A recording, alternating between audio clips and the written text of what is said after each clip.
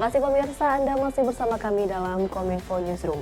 Pemirsa, pemerintah Indonesia melalui Kementerian Komunikasi dan Informatika terus mensosialisasikan mengenai peralihan siaran televisi analog ke siaran TV digital. Itu artinya masyarakat yang menggunakan TV analog tidak lagi menonton tayangan televisi setelah tanggal 30 April 2022 bagi penghentian tahap pertama. Selanjutnya, siaran televisi beralih ke penyiaran digital tahap kedua akan berlangsung pada tanggal 25 Agustus 2022 dan tahap ketiga akan dilangsungkan pada tanggal 2 November 2022. Selain masyarakat tentunya dapat menikmati manfaat dari siaran TV yang berkualitas, migrasi TV digital ini juga merupakan bentuk perwujudan pemerintah dalam melakukan transformasi digital.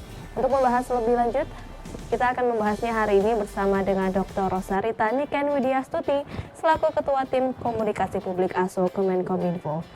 Halo Bu Niken. Halo, selamat sore.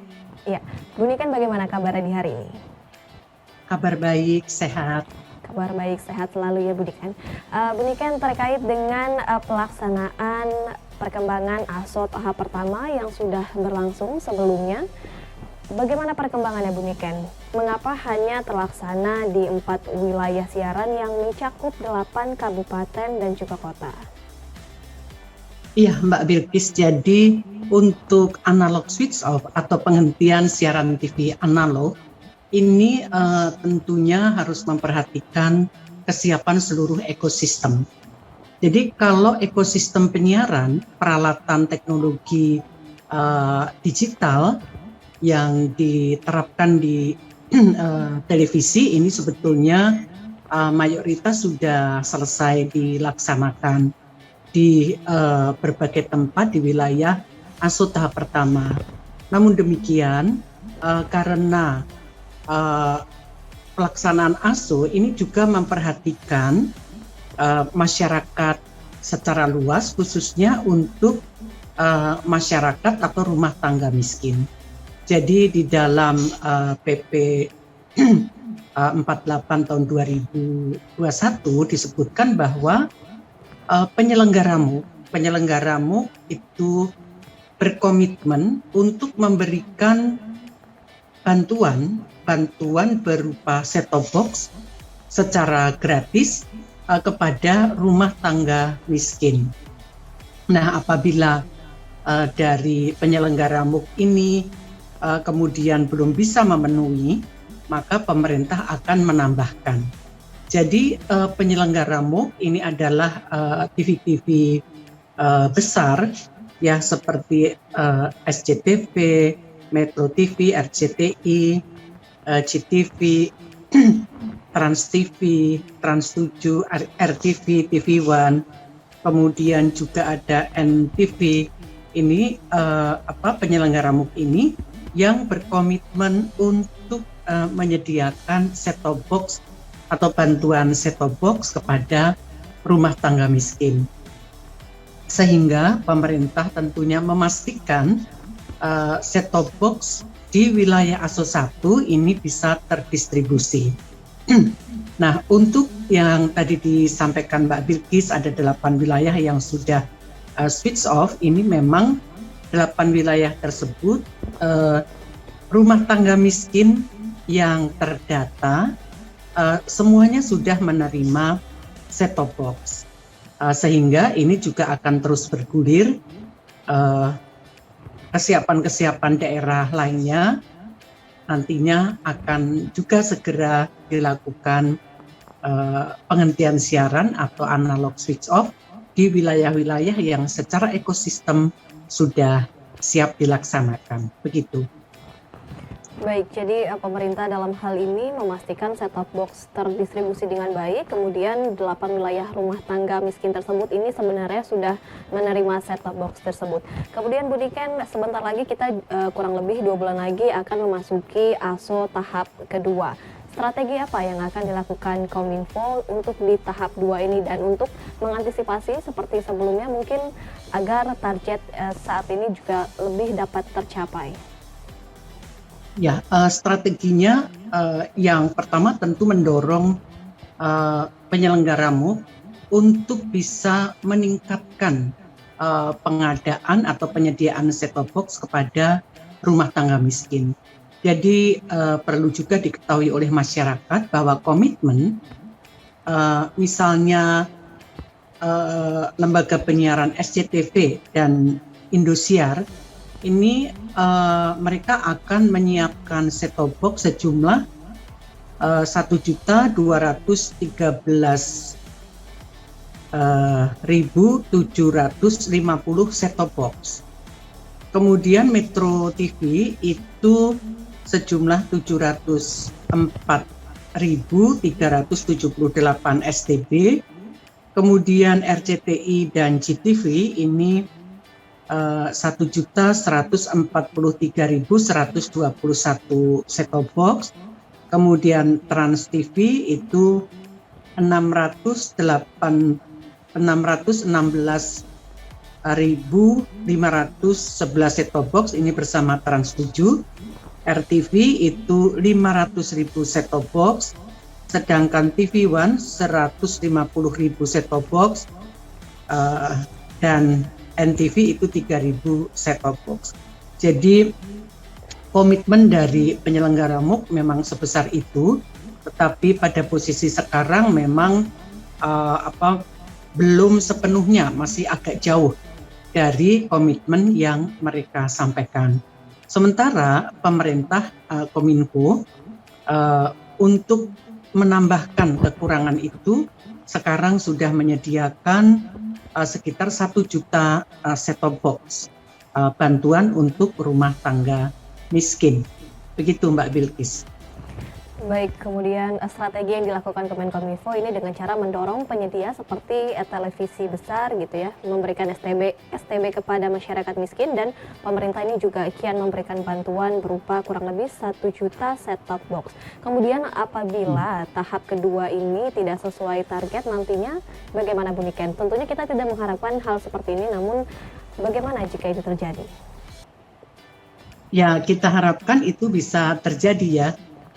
Jadi kita terus melakukan pertemuan-pertemuan dengan penyelenggara MUK untuk memastikan mereka melaksanakan komitmen sesuai target dan sesuai jadwal yang ditentukan. Jadi komunikasi yang baik dengan mereka dan dengan seluruh stakeholder yang ada. Stakeholder itu artinya juga penyedia set-top box. Jadi dari gabungan asosiasi perusahaan listrik yang membuat set-top box-nya, karena permintaan yang bersamaan dengan jumlah yang besar itu kan membutuhkan effort yang keras juga. Jadi biasanya mereka memproduksi dalam jumlah yang tidak terlalu besar, tiba-tiba ada kebutuhan sampai jutaan. Ini juga tentu kami memperhatikan ketersediaan barangnya. Nah, untuk set-top box sendiri di pasaran kan sangat banyak ya disediakan set-top box, tapi untuk masyarakat non rumah tangga miskin, ini kami juga menghimbau untuk bisa membeli secara mandiri set-top box tersebut. Namun perlu diperhatikan set-top box yang dibeli adalah set-top box yang sudah lulus uji layak operasi dari Kementerian Kominfo.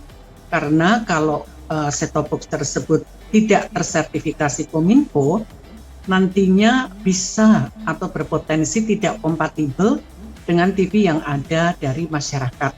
Karena banyak dijual STB murah, tapi ternyata ketika di setting tidak bisa sistemnya itu membaca. Nah, karena itu perlu membeli set-top box tetapi yang ada logonya Kominfo atau tersertifikasi Kominfo. Begitu, Mbak. Baik, mengenai set-top box ini tentunya kita yang membeli set-top box ini yang dengan lulus uji layak kompetensi dari Kominfo. Kemudian apakah syarat yang bisa didapatkan oleh masyarakat bagi yang ingin menerima set-top box? Syarat apa sajakah yang diperlukan, Bu Niken? Iya, kalau syarat penerima setobok, bantuan setobok itu adalah rumah tangga miskin. Jadi kami dari Kominfo memang sudah mendapatkan data dari Kementerian Sosial mengenai siapa saja yang akan mendapatkan bantuan set-top box itu. Jadi rumah tangga miskin atau yang disebut masyarakat yang miskin itu oleh Kementerian Sosial itu ada kriterianya. Misalnya tidak mempunyai sumber mata pencaharian yang tetap, kemudian tidak mempunyai kemampuan untuk memenuhi kebutuhan sehari-hari, mempunyai pengeluaran itu sebagian besar digunakan untuk memenuhi konsumsi makanan pokok, kemudian juga tidak mampu membeli pakaian paling tidak 1 kali dalam setahun, tidak mampu atau mengalami kesulitan untuk berobat ke tenaga medis, mempunyai kemampuan hanya menyekolahkan anak sampai pendidikan sekolah lanjutan tingkat pertama. Rumahnya ini dari dinding rumah terbuat dari bambu, kayu, atau tembok, tetapi dengan kualitas yang tidak standar begitu. Kemudian masih ada lagi misalnya kondisi lantai itu terbuat dari tanah atau kayu dengan kondisi yang tidak laik. Atap terbuat dari ijo atau rumbia atau genteng seng dengan kondisi yang tidak baik atau berkualitas rendah. Kemudian mempunyai penerangan bangunan itu listriknya, langganan listrik misalnya 450 watt begitu ya. Kemudian lantai rumah itu kurang dari 8 meter. Itu beberapa kriteria seseorang bisa dikategorikan sebagai rumah tangga miskin. Baik, Jadi penerima set-top box dari pemerintah ya, ini yang dikategorikan dalam rumah tangga miskin seperti itu ya Bu Niken ya. Kemudian untuk mengenai pembagian set-top box sendiri, apakah sudah menemukan titik terang dengan penyelenggara multiplexing? Ya, ini tentunya sudah ada titik terang karena komunikasi secara terus-menerus seperti tadi yang saya sampaikan ya, bahwa dari pihak Kominfo, baik mulai dari Bapak Menteri, Bapak Dirjen, Direktur sampai tim ini juga terus berkomunikasi dengan penyelenggara MUK untuk memonitor atau memantau progres setiap harinya. Jadi kami juga mempunyai aplikasi untuk bisa melihat progres dari set-top box tersebut. Gitu, Mbak. Kemudian fitur baru apa yang masyarakat bisa dapatkan dari migrasi ke TV digital ini selain adanya fitur parental lock? Bagaimana Bu Niken? Iya, sebetulnya banyak sekali ya. Dengan adanya penghentian siaran TV analog ke siaran TV digital, masyarakat kan akan mendapatkan siaran yang lebih jernih gambarnya, kemudian canggih teknologinya, bersih juga suaranya begitu. Jadi masyarakat akan mendapatkan siaran yang lebih bagus dan masyarakat tidak perlu membayar langganan. Jadi ini bukan TV berlangganan. Ya, baik, beralih ke TV digital, jernih gambarnya, canggih teknologinya, bersih suaranya. Terima kasih banyak Bu Rosarita Niken Widyasuti selaku Ketua Tim Komunikasi Publik ASO Kemenkominfo. Salam sehat Bu Niken. Terima kasih. Terima kasih. Pemirsa, kami akan kembali dengan beragam informasi lainnya. Tetaplah bersama kami dalam Kominfo Newsroom.